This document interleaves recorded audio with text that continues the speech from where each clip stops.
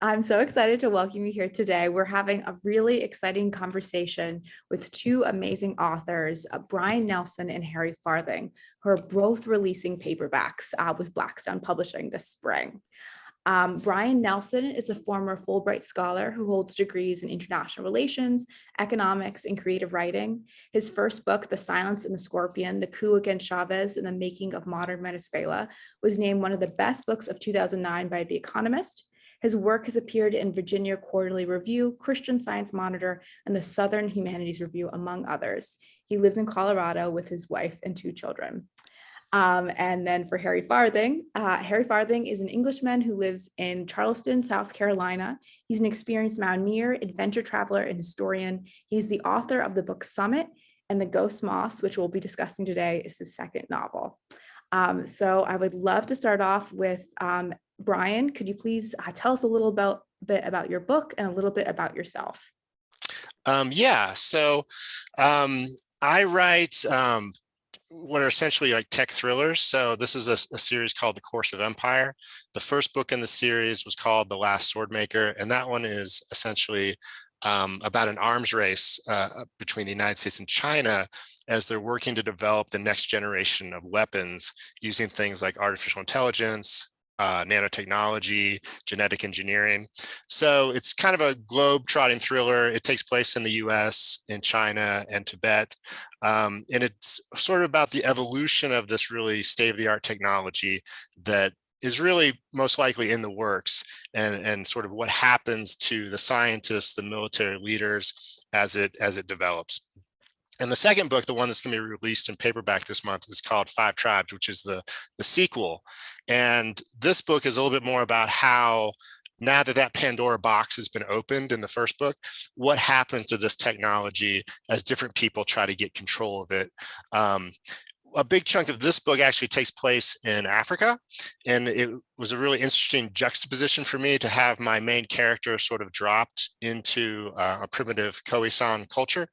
So here's a character, his name's Eric Hill, who's dedicated to technology, thinks that technology is the answer, but now he sort of has to learn to subsist and survive in a Khoisan culture. So it created a very interesting kind of dynamic, and made the book really interesting.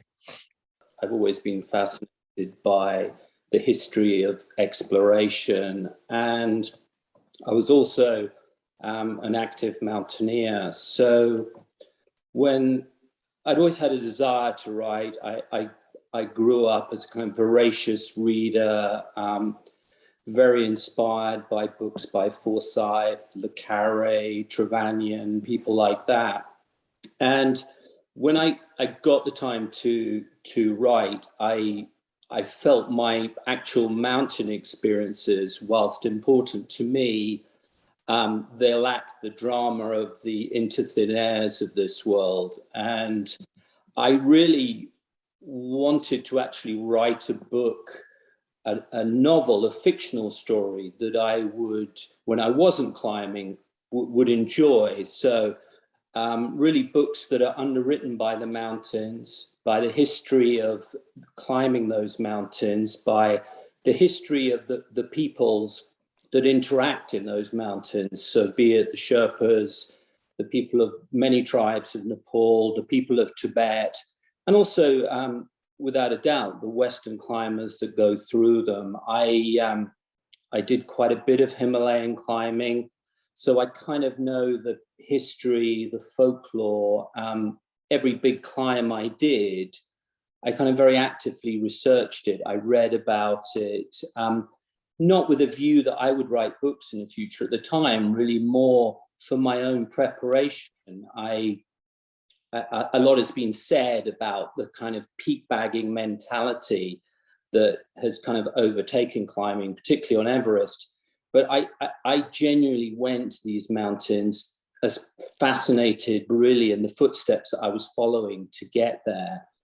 And so when I came to write, I really kind of drew on all of those things. And what I wanted to do really, and a way to describe it, was kind of take an into thin air, but then kind of add an Indiana Jones kind of feel to it, and create a story which would be fast-paced and and really take people to those situations, but would also kind of educate them about the history of the places. That's a bit patronizing, I know, but to try and tell them a bit about the places and the stories of how these mountains were first climbed. So Summit, the first one, was very much about Everest. It was based on a kind of a fictional attempt by the Germans to climb the mountain on the eve of the Second World War as a kind of publicity coup, particularly against the British. And then a modern day discovery that had happened, and really who would then pursue the truth of that and the kind of ugly situation that it creates. With the ghost moths, what I did with that one is really, I'm extremely interested in the dynamic of the succession of the Dalai Lama. Also, the story of the 11th Panchen Lama, who has been missing for best part of nearly 30 years now, and the reasons why. And so I took my characters forward from Summit and then put them in a new adventure, this time underwritten less by the history of climbing mountains, but more by the religious and the kind of current geopolitical situation in Tibet, and really looking forward in my optic as the kind of dynamics that will come when the days of the succession of the Dalai Lama come. So in a summary, that's the two different books. Ghost Moths is not a sequel, but it does take the premise of the place and some of the people from the first book through into the second book. I noticed, Harry, and in reading the Ghost Moths, one of these issues that we have when we're writing is, how much you fictionalize and how much is, true. And I thought it was really interesting in my books, which are set 6 years in the future, I generally avoid naming specific people or having known people. So I thought it was really interesting that the Dalai Lama was actually in your book as a character with dialogue interacting. And I thought that must have been interesting to do and a bit of a challenge. What was that like? It was, because you want to write a story that entertains and holds people's interest. You need to make, as you know from your books, you need to make each character dynamic, but then you also need to be respectful. And I really had to be respectful, particularly in the case of the Dalai Lama. I think I worked incredibly hard to try and write something that was would not offend, let's put it like that. Maybe I took some liberties and I'm putting some words into people's mouths, but I think at the end of the day, I'm not saying anything that hasn't been said or hasn't been thought, and hasn't actually been has been said or thought about his own offices. I did a lot of YouTube kind of research too, looking at recent speeches he'd made, public addresses he'd made. For example, there was, when I was doing this, there was an interview that he gave to John Oliver, which I think very much, his John Oliver's style is kind of quirky and quite irreverent.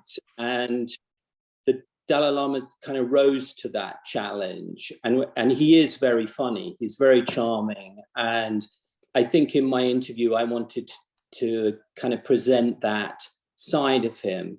But I think it's not lost on me that there is an element of him that is a showman, and he's had to become a showman to present him to the world.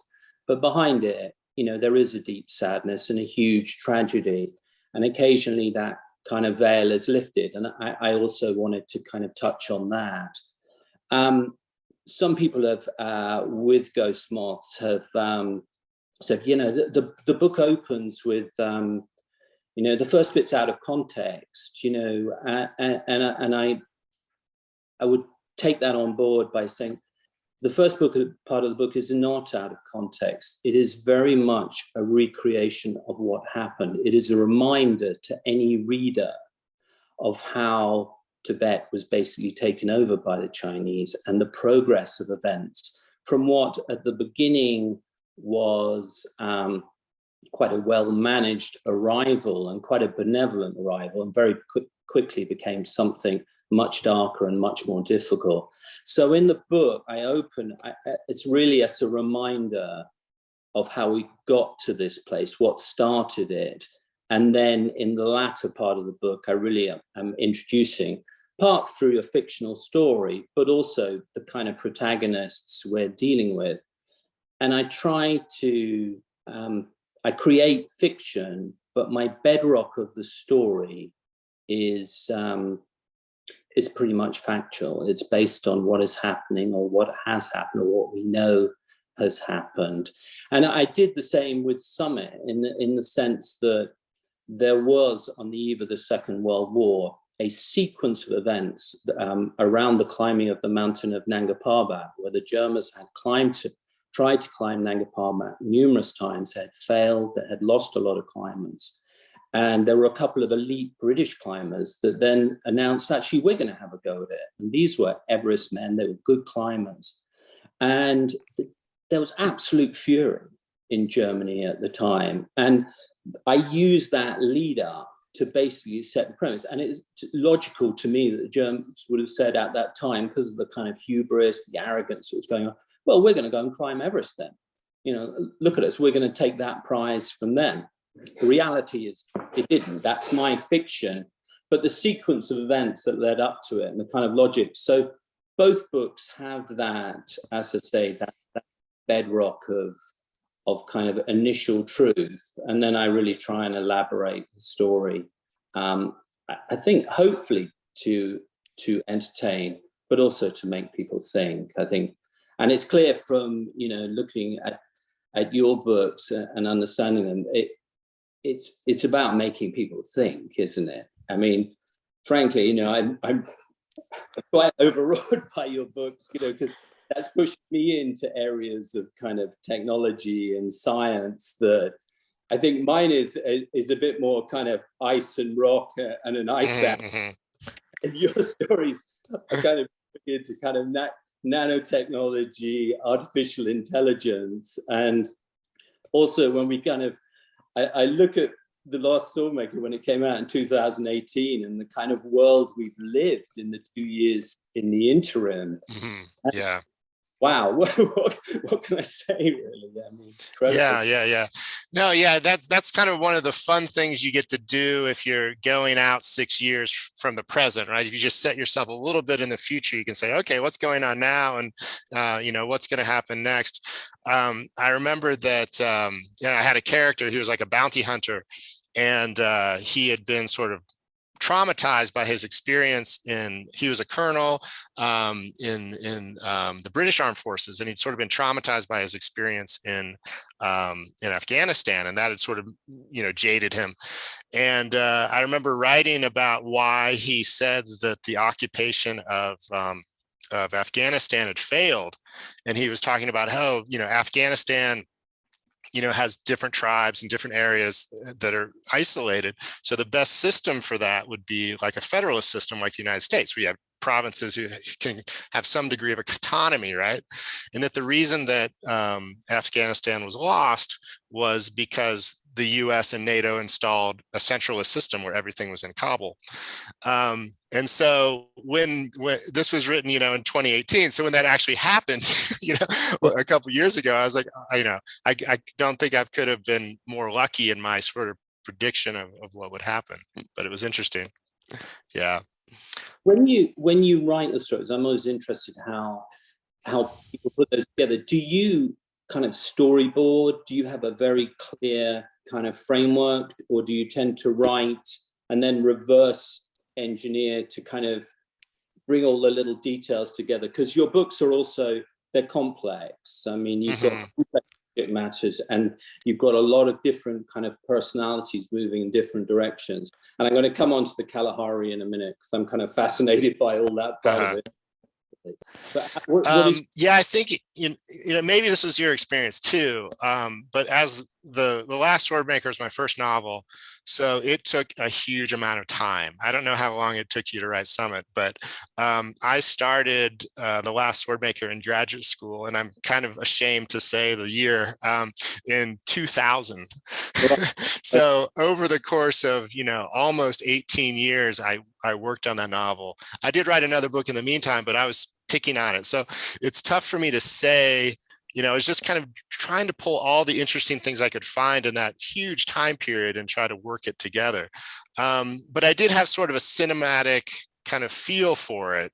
And I always felt that, I'm not writing a chapter, I'm writing a scene. I'm writing, and I'm trying to do it very visually with, a lot of sensory detail. Same. Do you feel that way too? I feel like I'm writing a scene. Yeah. Each chapter to me is a kind of a scene. It's an element of it. Yeah. Yeah. Yeah. I think that's a really important way to do it because it makes sure that you're not overriding. I think it'll keep you from overriding. It'll make you cut at the right moment, right? Instead of sort of letting yourself wander off, and you sort of get an idea of fatigue, right? You know that the reader, if you make this chapter go too long or the scene go too long, then you're in trouble and you've got to keep that pace going. So yeah, I think that's really helpful. Yeah, with Summit, I mean, again, it certainly took me longer than the Ghost Moths. I think a first book, you're not a writer, are you? You just set off on this journey. You have this kind of dream or this idea that you may always have had that, one day I'm going to, inverted commas, write a book. So you kind of start and you don't really know where it is going to lead. And with Summit had a kind of number of lives through kind of self-publication and then support and then republication through Blackstone. So yeah, it probably was about a 4-year kind of process. And then the world kind of slightly changes because when it is then published, then you become a writer in the and deadlines appear, and then exactly. Then the game kind of changes a bit, and I think the pressures also change. I think with the first book, you're answerable very much to yourself, and sometimes that can be tough because I think we're all our toughest critics. Mm-hmm. But then when you come into the second and subsequent books, then the world opens up, and then there are other kind of influences. And some of them are really good. Summit is 600 odd pages long, and Ghost Moths is 300 pages long. And that was based on some fairly good advice, which I was really glad to take. Yeah. But, the dynamic changes. I tend to kind of work on the story. And then when I pretty much got the first draft, then I have a really heavy kind of storyboard session where I set down each chapter and I cross-link them all and kind of pick out the holes and find out where I've got holes and kind of fill them and interlink them. And that kind of works. I mean, the thing that I think held me back for years for being a writer is that you pick up anyone's book and it's such a polished, finished product, and it's very daunting when you think, well, when I write, I don't write like that. It doesn't sound like that. These guys, this is such sharp, every line's kind of packing a punch. And then when you actually do it yourself, you realize it's like carving wood. You create something and then you just keep chiseling and polishing and working at it. And the end product hopefully reads like those other books that daunted or inspired you. But you understand a bit better the journey that it took to get there. And absolutely. I sometimes think of a book as like, if you can get your best ideas in any given day, 2 or 3 good ideas into it every day, and just keep doing it every day, then eventually you're going to have a good book, because it's just an amalgamation of all the good ideas you've had over the last 2 years. With your books, are you? Because this came up, and we're looking about research, the research that we put in these books. Is it research for you, or is it your knowledge anyway, your interest anyway, which you're then drawing on to kind of create the story? Or do you say, look, I'm going to shut myself away for 3 months and research the hell out of this to get what I need for the story? For me, I like to make sure that in any book I'm spending quite a bit of time going somewhere I've never gone before. Right. So I didn't know anything about China or Tibet when I started The Last Swordmaker. And that was kind of my goal. I'm going to make this part of what I learn. Yeah. And the same with Kalahari and Five Tribes. I didn't really know anything about it. And in fact, when I first started to think about the book, or sort of draft in my head, I was like, oh, maybe I'll have 1 or 2 chapters in Africa, and then everything else will move back to the United States. I just have like the intro there and maybe a couple other chapters, and the main character will sort of have some epiphany there that he'll bring back. But once I got into it and I started doing the research, I was like, okay, this is really fascinating. I'm getting really excited about it. And that's what sort of took me on. And I was going to ask, because again, with the first book, I felt that there was kind of a moment where I'm like, okay, am I going to make the Chinese government the antagonist, right? And I'm like, well, I don't know a whole lot about China. Let's go look at it. Started to do the research. That's when I started to read about Tibet, the invasion in 59, human rights violations. I read some very intense personal accounts, people that survived that, who were put in labor camps. And that's when I was like, wow, okay, this is where my story is, or this is what I want to try to capture with some of my perspectives and characters. Did you have that kind of, it's kind of like it's a moment that kind of gets your blood up, right? Yeah. You're doing the research and you're looking at, what has gone on that you think most people don't really know about. I think I need to, it becomes personal and you want to share that in the work. I first went to Kathmandu in 1985 I was 21. I actually had my 21st birthday in that trip for India at the Taj Mahal. That was the day of my 21st birthday at Taj Mahal. But I spent quite a lot of time in Nepal, in Kathmandu. And that year, there had been somewhat of a relaxation on the border. And I remember really well in the center of Kathmandu at the time, there were a lot of Tibetans selling artifacts, Kapala skulls, like I write about, old text, all kinds of stuff. Now, if you go to Kathmandu, you'll see similar stalls, but it's reproduction stuff or it's locally made stuff for tourists. But and it really, really struck me at the time. And I kind of started reading really from there on in as to what had happened. On the kind of research point, I draw down really from things that I kind of already have read about and really kind of interest me. And certainly in terms of the mountaineering, I've read the classic mountaineering books. I had read, in my first book, Summit, and there's a point on that. It was similar, Summit, I think. What happened to me in Summit, what happened to you with the Kalahari storyline, in that originally Summit was a modern day story with a few flashbacks to the German character who was sent to climb Mount Everest. And as I started writing those, just got so sucked into the story that I just wrote the whole thing.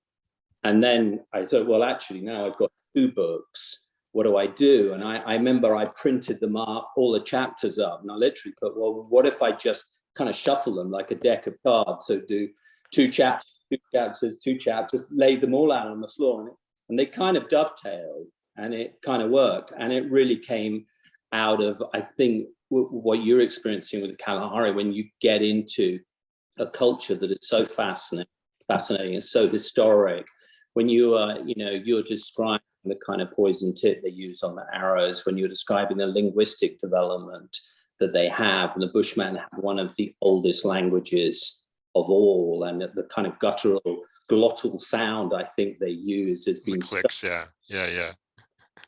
unique, and I sensed that, and I found it fascinating. I thought it was an incredibly interesting contrast as obviously, and inspired you to do it, which is basically in a science fiction world, to be then juxtaposing that with a character being placed without his sight initially in one of the oldest cultures on Earth. And I really like that. I think that's a really interesting take.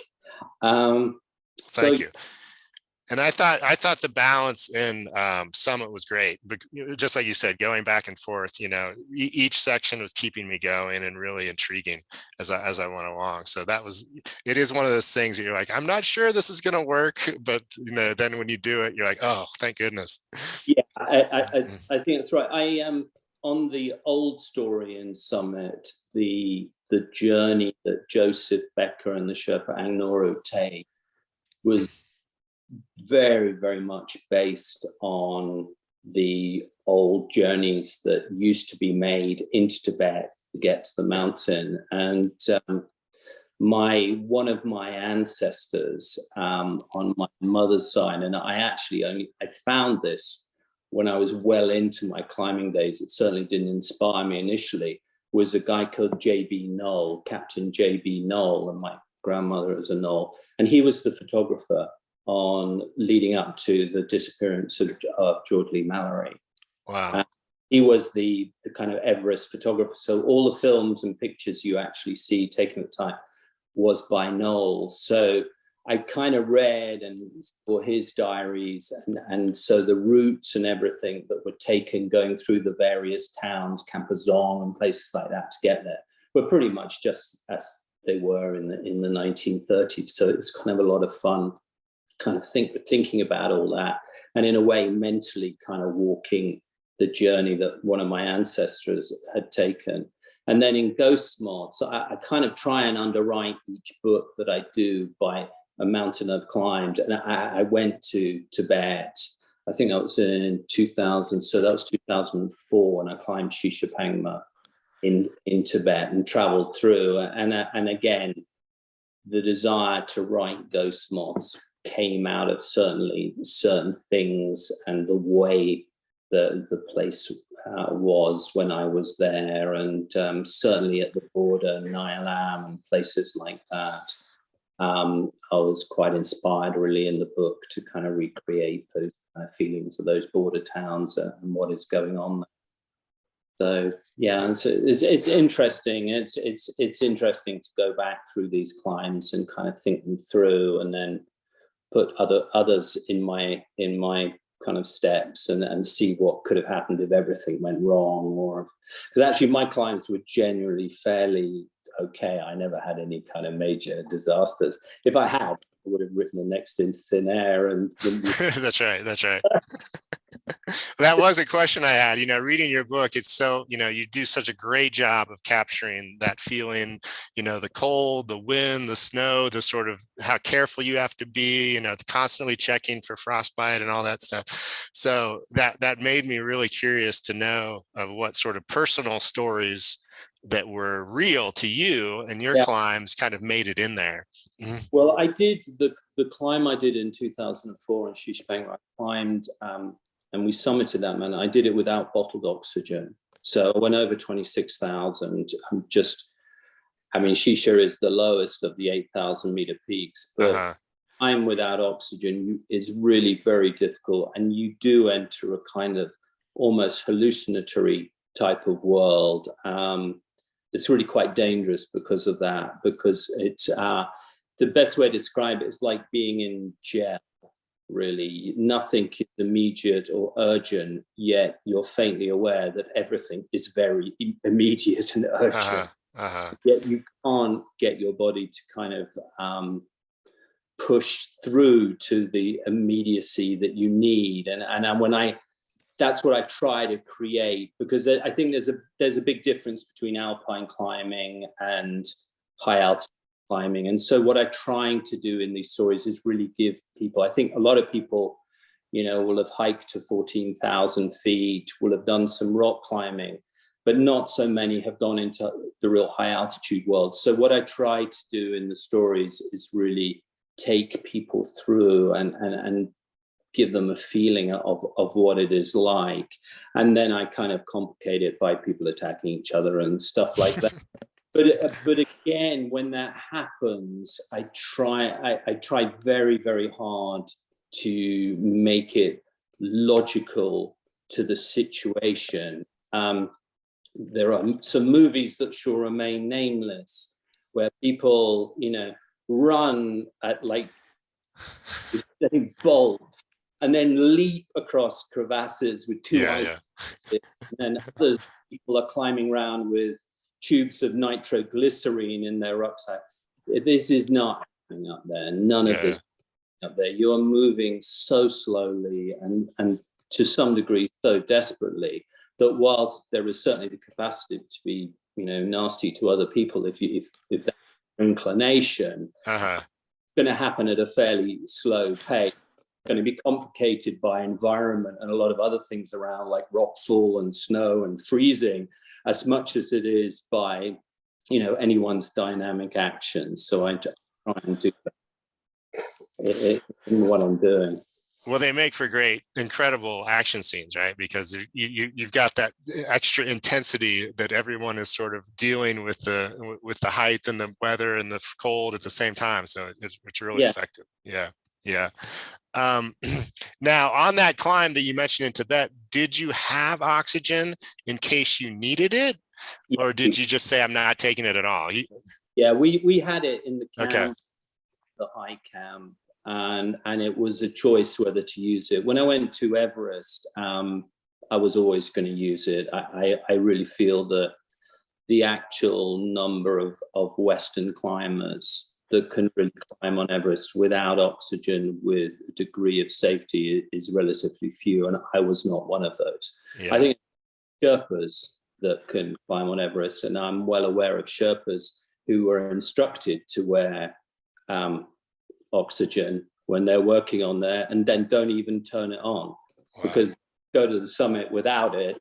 And the reason they're doing it is because they want to have been to the summit without oxygen. And the excuse they'll then use is, "Oh, I'm just keeping mine in case someone else uses it." But those guys do have the capacity to do it. And it's something incredible to watch and see, and have these guys come past you and leave you for dead. I was a competent climber in the sense that I researched, I acquired experience I needed for each climb, and had a progression over the best part of nearly 15 years that led me to those places. So my decision making was fairly good, and I kind of knew what I was doing, but I was never an elite kind of high altitude athlete like what some people are, an Ed Vistas or something like that, and that's fine. And I took a lot from the experience, and I came out the other side of it too. And I think there's a moment where you do have to push yourself out the other side, say, okay, enough is enough. Yeah. Fine, by writing about it, maybe in the books, maybe there's a bit of that going on too. Well, great. Now, did you do, when you wrote both the Summit and Ghost Moths, you were able to rely on past climbs for that, or you didn't make any extra trips to try to fill in gaps or anything? No, I to be honest. In Ghost Moths, there's a climb of Makalu. I haven't climbed Makalu, and that one was based on research. I did the kind of route research that I would have done for a climb, and kind of looked it up and looked up, how people are getting up the mountain, where the kind of effects are, where the action would happen, and kind of set various elements of the book on that climb. Kind of worked quite well. Makalu is incredibly kind of enigmatic, beautiful mountain. It is really one you see very clearly when you're high Everest. It's absolutely spectacular. So I kind of enjoy just kind of, as I say, vicariously climbing it through the light. Yeah. And I think as a writer, that's a great challenge, right? I haven't actually been to this place. I don't know what the trees look like. I don't know what the accent that people have. It's a fun challenge to say, okay, I'm going to try to make the reader think that I really went there, and that I, was on the ground and was in the Kalahari, or I was in Tibet.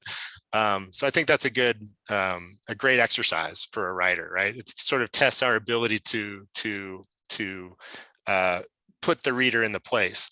I think that's absolutely right. And I think also it's a test to be able to visit some places and not others, but make it seamless and make people actually believe you've been to all of those places. And I'm definitely of that. Some of the places I write about, I know pretty well and I've lived it. Some of the places I'm just making it up as I go along. Yeah, totally. Dar es Salaam, I'm assuming that you generated that. Did you ever go to India? Yeah. Oh, you did. Okay, great. That's great. And have been to kind of those places. Yeah. But back in the day, quite a long kind of time ago, and the reality, the world, the world changes so fast, and it's kind of frightening. Occasionally, I kind of dig out the photos I took from 1985, and then when I was in 1985, I may be wrong on this, but I think Kathmandu was a city with a population of about 500,000 people. I think there's now about 2 million, maybe more, living in the Kathmandu Valley. Yeah. I mean, both of these places is amazing, really. So the sort of hippie mecca of Kathmandu, that was still in evidence in the 80s? There were, I remember very clearly, 1 or 2 characters being kind of pointed out to me as people who had been there since 68, 69. Yeah, one guy very specifically, very long white hair and a kind of ponytail. And I remember him being pointed out to me, and that he still lived there and that he financed his existence. He had set up a plant making peanut butter, and the peanut butter was sold to expeditions and trekking companies, because it's a really easy thing for them to take and give to their clients when they're up hiking and everything. And he lived in Kathmandu and had done that ever since kind of 68. And so, yeah, there were definitely a few characters kind of like that. Interesting. Yeah. But in your kind of writing background, I mean, just who are the writers that kind of inspired you, and why did you, because you've written nonfiction, and often there isn't much crossover. People they do nonfiction, go into fiction, and it's kind of different inspirations and different drivers to get to it. I'm quite interested, and this is a slightly loaded question because it's a bit of a kind of fiction project in the back of my head. So it's kind of, I'm looking at it a bit the other way. So yeah, to hear about it. So it's interesting. People ask me, what are my favorite books? And obviously I've read a lot of fiction, but most of my free time when I'm interested in reading, I pick up nonfiction. Right. So, I'll pick up a book about, quantum physics or something like that. And I'll go, how could I work this into the book? Or how could I, or I'll look at nature videos on Africa and I'll go, oh, that's really cool. So I actually don't, for someone who claims to be a fiction writer, I actually don't read a ton of fiction. Right. I think I'm a little bit jaded on fiction because I studied and I taught like Joseph Campbell structuralism for a long time to college students. So every time I start a book, I'm like, okay, I know what's happening. I know what's going to happen next. So I tend to be very skeptical when I read fiction. But to get me in the mood sometimes for these type of thrillers, yeah, I often read Douglas Preston and Lincoln Child. I like those books a lot. Right. There's a lot of, globe trotting. There's pretty good character development. There's a lot of research into, some area of mysticism or technology or science. So those books often get my thinking going and get me in the right sort of headspace. I don't know if you've read many of those, but they're pretty fun. Yeah, no, I certainly know. When you write, do you write early in the morning? What's the creative process? Do you kind of get up really early and write, or do you write a specific later in the day? Yeah. So I'm technically a stay-at-home dad. So that means that I write whenever I possibly can, to some degree. So I try to give myself. So when I first started, I was, okay, you've got to write, 4 pages or 6 pages a day. And I kind of gave that up after a while and just gave myself time limits. If you're writing for 3 hours a day, then you're usually in pretty good shape. And writing, quote unquote, can be editing. It can be research. It can be other things. It doesn't always have to mean you're sitting at the computer, typing away. One thing that I do that some people find shocking is that I write everything out shorthand. I write it out in a journal. Oh, really? I get like an artist journal, and I write pretty much everything the first draft that way, because it's less distracting, and I feel like I can go wherever I want, and I'm not going to edit myself if I'm just writing it on a pen and paper. And I still do that, even though, you know, it's probably is not the most efficient way to do it. And then if the deadline gets really close, I do kind of say, I don't have time to do that. Let's just start typing. But yeah. How about you? I mean, similar. I mean, some of the chapters, I certainly just write them longhand and kind of put them together that way. I think you're right. I think there's always the temptation when you're using a keyboard to just dot every I and cross every T and keep going back on yourself. And there's plenty of time for that. That's not to say you don't have to do that, but there's plenty of time for that later, I think, when you create. When I'm really into writing, I kind of work fairly early in the morning, and then if I'm blocked, I run, and I kind of get, if there's something that's not working, you know, or I'm working on, particularly on an action scene, I'll tend to go out for a run. And then once the endorphins sort of start kicking, then I'll try and think about the scene. And then by doing that, can often push through whatever the block was or the problem was, or get some more ideas. The only challenge is that then I often come in from a run completely sweaty, and it's a really ugly sight. And then grab a piece of paper, and with a pencil, I'm desperately trying to scribble down all the ideas I had, because otherwise in 20 minutes they've all vanished. Try and, you know, keep the creativity going that way. But yeah, that's pretty much how I do it. And as I say, sometimes I think a chapter comes out pretty easy, and sometimes it's a real struggle. I go around with it kind of, you know, time and time again, really, till I kind of get it right. And I'm sure you're the same. All art is unfinished, to be honest. You know, even now, I prior to this call, I kind of picked up Ghost Moths, and I thought I better kind of flick through it and just, you know, remind myself of what the hell I was thinking. Man, there are one or two things I just think, oh man, I could have done that differently. Like, it would run a bit better. And one of the things that I do is that in my naivety, I volunteered to Blackstone that I would narrate my own books for Audible. Oh, okay. You've got a good voice for it. You've got a good voice.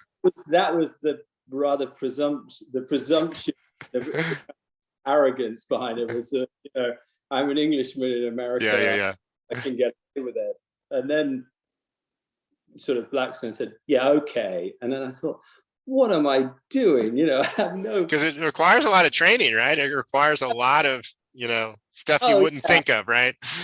They called my bluff completely. And I was thinking, you know, this is a complete industry in itself. And so then I had to sit down and really kind of read my books aloud at home. And for Summit, that was, you know, it was kind of a fait accompli. So I had to read what I was written. But certainly when it came to Ghost Moths, I thought, well, if I'm going to narrate this one, every time I kind of finish a chapter, I'm just going to read it out loud and see how it sounds. And I'm sure that's probably why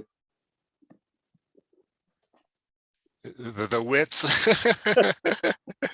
I did notice that. I mean, you know, there's also something to do with kind of, you know, deadlines and totally. I see it. But yeah, you know, so maybe the experience of narrating the first one taught me a lesson for the second one. But I bet that's a great exercise to read it out loud. You know, just like anything is going to make you probably cut a lot that you don't need. It's going to make you kind of realize if you're saying the same thing in more than one way. And I bet that's a good strategy. Yeah. I think it was kind of interesting that. One little note about audiobooks that was kind of funny is that with the 5 tribes, you know, I was doing this Khoisan language the clicks and there's 4 different clicks you have to master. And, it was all written, right? I had no idea what these words sounded like. I just found them on the internet and I knew what they meant. So I put them in the book. So doing the audiobook meant we had to figure out how to pronounce the words, which is not easy. You can't go to Google and hit pronounce. There's no, Sure. So I reached out to my network, and it turns out my sister knew a woman who lives in Botswana, who knew a young man who was doing missionary work with a Khoisan group. And so we literally sent him over WhatsApp. We sent him the list of words, and he went out and he said, okay, read these. He recorded the words, and they sent them back, and they gave them to the narrator of the book, and who had to say them, and that's how we learned to do them. And as I was writing the book, I was thinking, whoever has to narrate this book, and learn all these clicks is either going to really enjoy it and have fun with it, or they're going to hate my guts forever. And after it was done, I wrote to the narrator, Bradford Hastings, and I said that, I figured you're either going to hate my guts or really enjoy this. And he said, that would be both. I had a slightly similar situation, particularly in Ghost Moths, because I used a lot of Tibetan names, and I had kind of, they were real names, but I had pronounced them my own way in my head as I wrote the book. And then when it came to it, I was supplied with the correct pronunciation. And Blackstone are very good at researching and giving the narrators the kind of phonetic sounds of each one.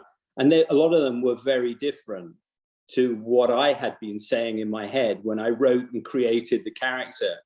And it was tough. I mean, some of them, I just kept getting it wrong. Every time I kind of relaxed into just telling the story and wasn't really thinking about the pronunciation of a name or something, it would come out wrong. And my editor, in the recording, it was very patient with me. Hi guys, I'm sorry to step in, but we're coming up on our hour. So I just wanted to wrap up our conversation today with a closing question.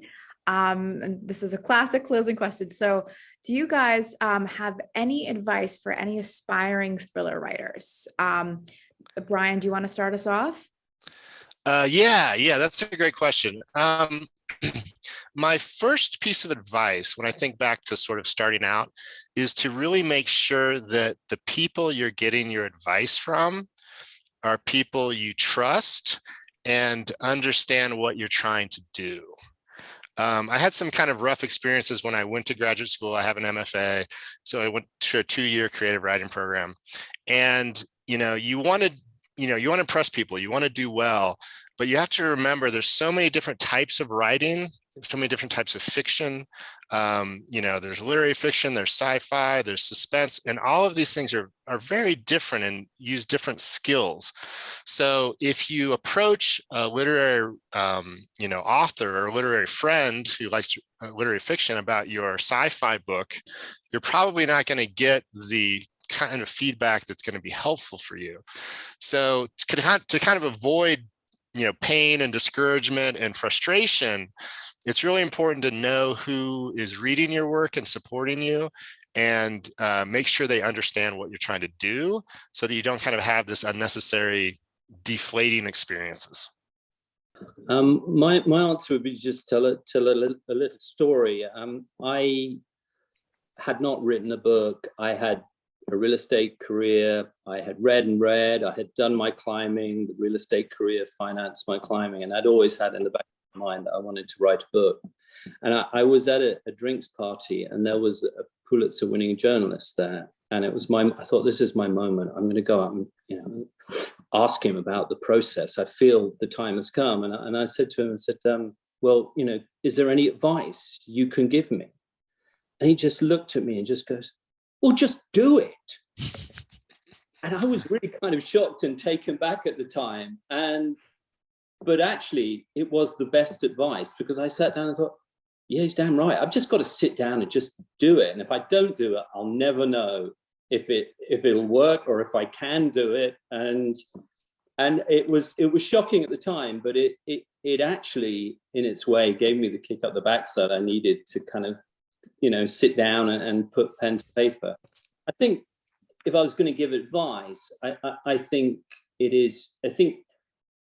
you should. What has driven me, the desire to create a book that I would enjoy myself, that touches on the things that interest me, that would entertain me. I always think that, when we were in base camps, we would get stuck when we couldn't go up on the mountain. So we'd end up reading, and people would take a book, they would read the first half, rip it in half, give it to the other guy in the 10, and they would carry on reading the second half of the paperback book. And certainly, particularly when I wrote Summit, I thought, yeah, I want this to be a book that would happen to. People could sit and could read it, enjoy it in that situation, and it would entertain them. And I think that's what drives me. And then I think also, but ultimately, what is also the message? I mean, I think in my first book, I was worried about things that I was seeing happening in Europe before I moved here. And sadly, history has come to show that those things have only got worse. In the Ghost Moths, likewise, there are things in that which had either were upsetting from the past or are concerning about the future. And again, it's to get people to take your book and say, okay, yeah, I enjoyed that. That was a really good story. But actually, I'm going to go and Google that. Is that right? Is what he was saying, did that really happen? And if so, and there's little things, be it the training of camper warriors in Colorado at Camp Hale. I mean, that memorial that's photographed in Ghost Moths there, and it's often got a Tibetan silk scarf hanging from it, because I put one on it one time when I sorted out. And I think those things are also important to push people out there to realize that, and not just in places like Tibet, but also in places like Camp Hale in Colorado, where this history, this history happened. Well, thank you, Harry. This was great. I really enjoyed this. It was a pleasure. And we've got to carry on. We could adjourn to a bar and get some beers. Yeah, get some virtual drinks. I have time for one more question, though. How many more books? Have you got one more book in the series that you're doing? There's 3 that they've bought.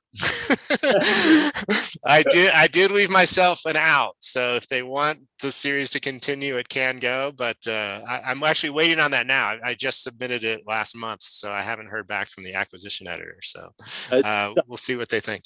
Yeah. So do you have another one as well? At the moment, I don't know where I am. I have gone down a completely separate rabbit hole that involves Lawrence of Arabia. Oh, okay. A whole host of reasons has been something really important in my life, back to my father and everything. And at the moment, I'm kind of, I don't know where it's leading. Hence my question. It may even be leading to nonfiction, but this is a very sacred subject, and a lot of pen ink has been used on this guy already. So I think possibly maybe a fiction, and again, I might put words into historic figures' mouths again. Okay. I don't know at the moment. I'm yeah, that's interesting. I read a biography of him, T. Lawrence, just last year.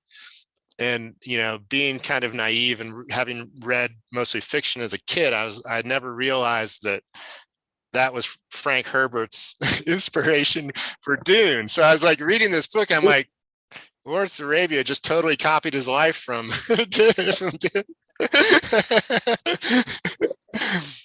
It's funny, it turns up everywhere. Just even that Boba Fett series on Disney, there's a scene where they ambush this sci-fi train going through the desert. Basically straight out of David Lean's playbook for the Lawrence of Arabia. Right. Yeah. That's why he's such a fun character, actually, because he turns up in all sorts of different threads, and so I'm sort of playing around with that at the moment. But who knows where it'll go. Well, thank you both. Thank you so much for joining us today for this conversation. Just as a reminder to everyone, so Brian's book, The 5 Tries, will go on sale in paperback on March 22nd. So keep an eye out for that. And Harry's book, The Ghost Moth, is already available in paperback. So you can buy that today. He has it right there. Go pick up a copy. Well, thank you so much again, you guys, and have a great rest of your day. Okay.